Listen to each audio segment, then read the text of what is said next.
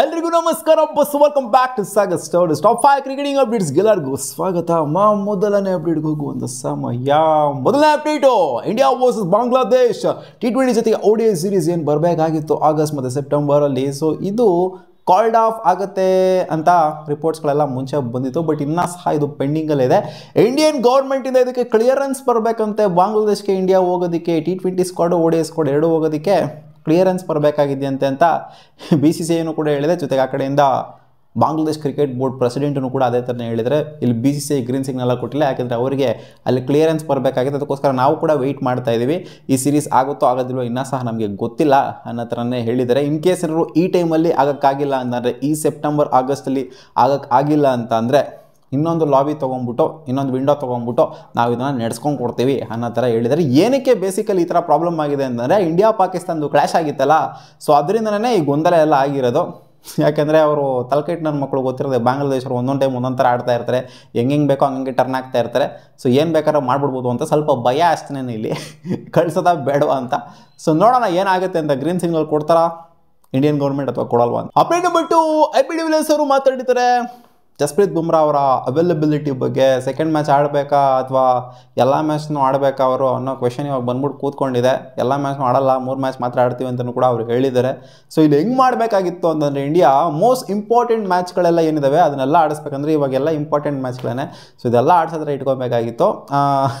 ಏನು important match ಎಲ್ಲ ಏನಿಲ್ವೋ ಅಂಥ ಮ್ಯಾಚ್ಗಳನ್ನೆಲ್ಲ ಬಿಟ್ಬಿಡ್ಬೇಕಾಗಿತ್ತು ಅನ್ನೋ ಥರ ಹೇಳ್ತಾ ಇದ್ದಾರೆ. ಮೋಸ್ಟ್ ಇಂಪಾರ್ಟೆಂಟ್ ಮ್ಯಾಚ್ ಅಲ್ಲದೆ ಇರೋವಂಥ ಮ್ಯಾಚ್ಗಳು ಅಂದರೆ ಏನು IPLಗಿನ ಮುಂಚೆ ಆದಂಥ ಮ್ಯಾಚ್ಗಳು ಇವ್ರು ಹೇಳ್ತಾ ಇರೋವಂಥದ್ದು ಗೊತ್ತಿಲ್ಲ ನನಗೆ. ಒಟ್ಟಿನಲ್ಲಿ ನಾವು ಡೇಲ್ ಸ್ಟೇನ್ ವಿಚಾರದಲ್ಲಿ ಹೆಂಗೆ ನಾವು ಮಾಡ್ತಾಯಿದ್ವಿ, ಡೇಲ್ ಸ್ಟೇನ್ಗೆ ಅವ್ರಿಗೂ ರಿಕವರಿ ಅದು ಇದೆಲ್ಲ ಟೈಮ್ ಬೇಕಾಗಿತ್ತು. ಸೊ ನಾವು ಇಂಪಾರ್ಟೆಂಟ್ ಮ್ಯಾಚ್ಗಳಿಗೆ ಮಾತ್ರ ಅವ್ರನ್ನ ಇಡ್ತಾ ಇದ್ವಿ. ಎಲ್ಲ ಅಂದರೆ ಇವಾಗ ಆಲ್ಮೋಸ್ಟ್ 5 ಮ್ಯಾಚ್ನೂ ಕೂಡ ಇಂಪಾರ್ಟೆಂಟ್ ಮ್ಯಾಚೇ. ಸೀರೀಸ್ ಗೆಲ್ಲಬೇಕು ಅಂದರೆ ಇಲ್ಲಿಂದ ಆಚೆಗೆ ನಾವೆಲ್ಲ ಒಂಥರ ಗೆಲ್ತಾನೆ ಹೋಗಬೇಕು. ಎಲ್ಲ ಇಂಪಾರ್ಟೆಂಟ್ ಮ್ಯಾಚ್ನ ಹೆಂಗೆ ನೋಡೋಕೆ ಹೋಯ್ತು ಅಂತಂದರೆ, ಸೊ ಯಾವ ಅರ್ಥದಲ್ಲಿ ಹೇಳಿದ್ರು ಅಂತ ಗೊತ್ತಿಲ್ಲ. ಅದೇ ಬಾರ್ಡರ್ ಗವಾಸ್ಕರ್ ಟ್ರೋಫಿಲಿ ಸ್ವಲ್ಪ ಇವರಿಗೆ ಬ್ರೇಕ್ ಕೊಡಬೇಕಾಗಿತ್ತು ಅನ್ನೋ ಥರ ಹೇಳ್ತಾ ಇದ್ದಾರೆ ಅಂತ ಕಾಣಿಸ್ತಾ ಇದೆ. ಅಪ್ಡೇಟ್ ನಂಬರ್ 3, ಒಂದು ರೆಕಾರ್ಡ್ ಮಾಡಿದ್ದಾರೆ ಇವಾಗ. South Africa versus Australia WBC final ಏನಾಯಿತು, ಇದು ಇವಾಗ ಇಂಡಿಯಾನ ಹೊರತುಪಡಿಸಿ ವಿಶೇಷವಾಗಿರುವಂಥ ರೆಕಾರ್ಡ್ ಆಗಿದೆ. Most viewed test match ever ಆಗಿದೆ ಇದು, ಇಂಡಿಯಾನ ಹೊರತುಪಡಿಸಿ. ನಾನ್ ಇಂಡಿಯನ್ ಮ್ಯಾಚ್ನ ನೋಡ್ತು ಅಂತಂದರೆ ಇದೇ highest viewed test match ever ಅಂತ ಸ್ಟಾರ್ ಸ್ಪೋರ್ಟ್ಸ್ ಅವರು ಇವಾಗ ಅಫಿಷಿಯಲಿ ರಿಪೋರ್ಟ್ ಮಾಡಿದ್ದಾರೆ. 2.94 ಬಿಲಿಯನ್ ವಾಚಿಂಗ್ ಮಿನಿಟ್ಸ್ನ ಈ ಒಂದು ಮ್ಯಾಚು ಪಡ್ಕೊಂಡಿದೆ. ಜೊತೆಗೆ 47 ಮಿಲಿಯನ್ ರೀಚ್ನ ಕೂಡ ಪಡ್ಕೊಂಡಿದೆ ಈ ಮ್ಯಾಚ್ ಅಂತ. ಸೊ 47 ಮಿಲಿಯನ್ ರೀಚ್ನ ಪಡ್ಕೊಬೇಕು ಅಂದರೆ ಒಂದು ನಾನ್ ಇಂಡಿಯನ್ ಮ್ಯಾಚು. ಸೊ ಅದು ಇದೇ ಮ್ಯಾಚ್ ಆಗಿರ್ಬೇಕಂದ್ರೆ ಫೈನಲ್ ಮ್ಯಾಚನ್ನೇ ಆಗಿರಬೇಕಾಗಿತ್ತು. ಆ್ಯಂಡ್ ಇದು ಆಗಿದೆ. ಸೌತ್ ಆಫ್ರಿಕಾ ಚಾಂಪಿಯನ್ ಆಗಿದ್ದು ಆಲ್ಮೋಸ್ಟ್ ಎಲ್ಲ ಈ 47 ಮಿಲಿಯನ್ ವಾಚಿಂಗ್ ಏನು ತೊಗೊಂಡಿದ್ದಾರೆ ಅಂದರೆ ರೀಚ್ ಏನಾಗಿದೆ ಎಲ್ಲ ಆಲ್ಮೋಸ್ಟ್ ಅರ್ಧಕ್ಕರ್ಧ ಇಂಡಿಯನ್ಸ್ನೇ ಇರ್ತಾರೆ. ಅಪ್ಡೇಟ್ ನಂಬರ್ 4, ನ್ಯಾಥನ್ ಲಯನ್ ಒಂದು ಅಫಿಷಿಯಲ್ ಸ್ಟೇಟ್ಮೆಂಟ್ ಹಾಕಿಬಿಟ್ಟಿದ್ರೆ, ರಿಟೈರ್ ಆಗ್ತೀರಾ ಅಂತ ಯಾವಾಗಲೂ ಇವ್ರ ಹತ್ರ ಹೋಗ್ಬಿಟ್ಟು ಬಾಯಿಗೆ ತುರುಕ್ತಾ ಇರ್ತಾರೆ ಮೈಕ್ನ, ರಿಟೈರ್ ಆಗ್ತೀರಾ ಅಂತ. ವಿರಾಟ್ ಕೊಹ್ಲಿಗೂ ರೋಹಿತ್ ಶರ್ಮಾಗೆಲ್ಲ ತುರುಕ್ತಾ ಇದ್ದಾರಲ್ಲ, ಹಂಗೆ ತುರುಕ್ತಾ ಇರ್ತಾರೆ ಹೋಗ್ಬಿಟ್ಟು, ಯಾವಾಗ ರಿಟೈರ್ ಆಗ್ತೀರಾ ಅದು ಇದು ಅಂತ ಎಲ್ಲ.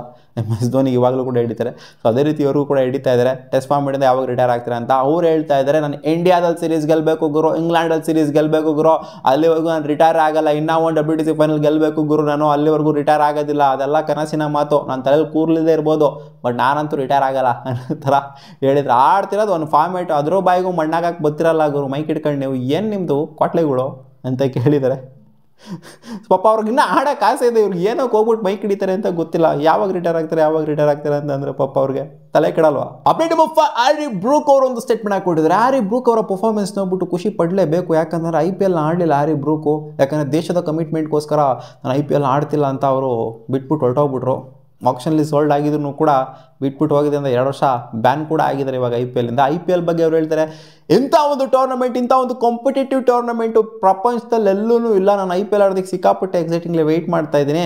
ನನಗೆ IPL ಆಡೋದಕ್ಕೆ ಸಿಕ್ಕಾಪಟ್ಟೆ ಇಷ್ಟ, ಬಟ್ ಆದರೆ ದೇಶದ ಕಮಿಟ್ಮೆಂಟಿಂದ ನಾನು ಅಲ್ಲಿ ಆಡೋಕ್ಕಾಗ್ತಾ ಇಲ್ಲ ಅಷ್ಟೇನೆ. ಫ್ಯೂಚರಲ್ಲಿ ಹೋಪ್ಫುಲಿ ನಾನು ಮತ್ತೆ ಆಡ್ತೀನಿ IPL ಅಂತ ಹೇಳಿದರೆ. ಬಟ್ ಆದರೆ 2 ವರ್ಷ ಬ್ಯಾನ್ ಅಂತೂ ಆಗಿದ್ದಾರೆ. ನೆಕ್ಸ್ಟ್ ವರ್ಷ ಅಂತೂ ಖಂಡಿತ ಆಡೋಕ್ಕಾಗಲ್ಲ. ಅದಾದಮೇಲೆ ಬೇಕಾದ್ರೆ ಇವರು IPLಗೆ ಬರಬಹುದು. ಬಟ್ ಏನಾದರೂ ಇವರ ಪರ್ಫಾರ್ಮೆನ್ಸನ್ನು ಡಮ್ಮಿ ಥರ ಇದ್ದಿತ್ತು ಅಂತಂದರೆ ನಾವು ಇವ್ರನ್ನ ಆಡ್ಕೊಬೋದಾಗಿತ್ತು. ಏನಲ್ಲಿ ಬಾರಿಯಲ್ಲಿ ನ್ಯಾಷನಲ್ ಡ್ಯೂಟಿ ಮಾಡೋದಕ್ಕೆ ಅಲ್ಲಿ ಬೇಗ ಔಟ್ ಆಗಿತ್ತು ಅಂದರೆ 2 ಇನ್ನಿಂಗ್ಸಲ್ಲೂ ಕೂಡ. ಬಟ್ ಇಲ್ಲ ಗುರು, ಸಖತ್ತಾಗಿ ಆಡಿದ್ದಾರೆ ಫಸ್ಟ್ ಮ್ಯಾಚು. ನೋಡೋಣ ಈ ಒಂದು ಸೀರೀಸಲ್ಲಿ ಯಾವ ಥರ ಪರ್ಫಾರ್ಮೆನ್ಸ್ನ ತೋರಿಸ್ತಾರೆ ಅಂತ. IPLನ ರಿಜೆಕ್ಟ್ ಮಾಡಿಬಿಟ್ಟು ಇಲ್ಲೇನಾದ್ರು ಕ್ಲಿಕ್ ಆಗೋಗ್ಬಿಡ್ತು ಹೆವಿ ಅಂತಂದರೆ ಒಂದು ರೆಪ್ಯುಟೇಷನ್ ಹೆವಿ ಇರುತ್ತೆ. ಆಲ್ರೆಡಿ ರೆಪ್ಯುಟೇಷನ್ ಬಿಲ್ಡ್ ಮಾಡ್ಕೊಂಡಿದ್ದಾರೆ. ಸೊ ಒಂಥರ ತಕ್ಕನಾಗಿರೋವಂಥ ಪರ್ಫಾರ್ಮೆನ್ಸ್ನೇ ಕೊಡ್ತಾ ಇದ್ದಾರೆ. ಅದಕ್ಕೋಸ್ಕರ ಇಲ್ಲಿ ನಾವು IPL ಆಡಬೇಕಾಗಿತ್ತು, IPL ಬಂದರೆ ಏನಾಗ್ಬಿಟ್ಟಿರೋದು ಅಂತೆಲ್ಲ ಹೇಳೋಕ್ಕಾಗೋದಿಲ್ಲ. ಮತ್ತೆ ಸಿಗೋಣ ಮುಂದಿನ ವಿಡಿಯೋದಲ್ಲಿ ಗಾಯ್ಸ್. ಇದಿಷ್ಟು ಆಗಿತ್ತು ಟಾಪ್ 5 ಕ್ರಿಕೆಟಿಂಗ್ ಅಪ್ಡೇಟ್ಸು. ನಿಮಗೇನಾದ್ರು ಈ ವಿಡಿಯೋ ಇಷ್ಟ ಆಗಿತ್ತು ಅನ್ನೋ ಲೈಕ್ ಮಾಡಿ, ನಮ್ಮ ಯೂಟ್ಯೂಬ್ ಚಾನಲ್ ಸಬ್ಸ್ಕ್ರೈಬ್ ಆಗಿಲ್ಲ ಸಬ್ಸ್ಕ್ರೈಬ್ ಕೂಡ ಆಗ್ಬೋದು.